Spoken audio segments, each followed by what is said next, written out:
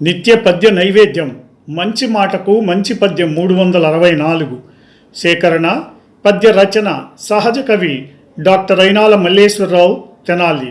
గానం మధుర గాయకులు శ్రీ వెంపటి సత్యనారాయణ తెనాలి. మంచి మాట. విద్య శరీరానికి వ్యాయామం లాంటిది, మనస్సుకు సంగీతం లాంటిది.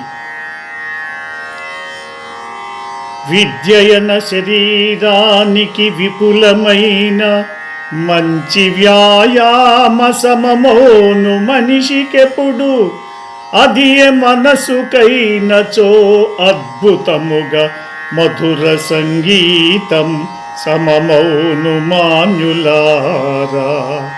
మధుర సంగీత సమమౌను మాన్యులారా.